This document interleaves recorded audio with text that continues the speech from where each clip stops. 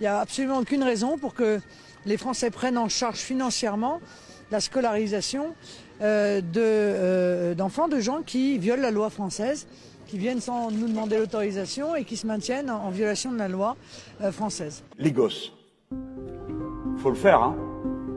Moi, je pensais que même les racistes, ils respectaient les gosses. Vous savez, c'est un invariant d'échelle. Tout le monde, partout dans le monde, on a le même réflexe.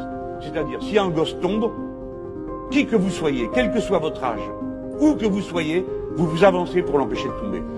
C'est un geste, un réflexe. Hein. C'est pas pareil quand c'est un adulte. Si quelqu'un tombe, vous commencez par faire « Eh là là !» hein. Si c'est un gosse, pof. Donc c'est pour dire que c'est ce qu'il y a de plus profondément ancré dans le cœur d'un être humain. Eh bien, elle trouve le moyen de dire que vos enfants soient éduqués gratuitement, maintenant c'est terminé. Qu'est-ce que ça veut dire, ça? Vous allez laisser les petits pitchouns, on va rien leur apprendre? Ils vont pas savoir lire, ils vont pas savoir écrire, ils vont pas savoir compter, leurs pauvres parents qui regardent ça, alors ils vont parler quelle langue, ces petits? Juste la langue qu'on parle à la maison, il reste plus qu'à espérer que c'est le français. Mais les parents, ils étaient trop contents que les gosses s'en sortent, qu'ils aillent à l'école, qu'ils s'améliorent, et ils reviennent, et c'est comme ça que ça se passe dans une famille d'étrangers. C'est comme ça que ça se passe. Et c'est ça que vous voulez arrêter? Vous allez faire quoi? Dire non, toi, on veut pas de toi. Alors, le gosse, il a son copain dans la cité ou sa copine, peut-être qu'il est allé, ils jouent ensemble, etc. Mais à l'heure d'aller à l'école, toi non.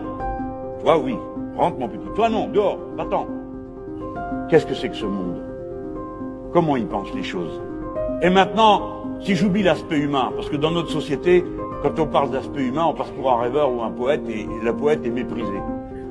Si on met ça de côté, qu'est-ce que c'est que cette bêtise de croire qu'une société va être meilleure avec des ignorants? Mais il n'y a que des ignorants pour croire ça. La société est meilleure plus nous sommes éduqués. Et être éduqué, c'est pas seulement apprendre, comme certains croient, des choses qui servent à quelque chose, comme ils disent. C'est tout ce qui développe la personne humaine.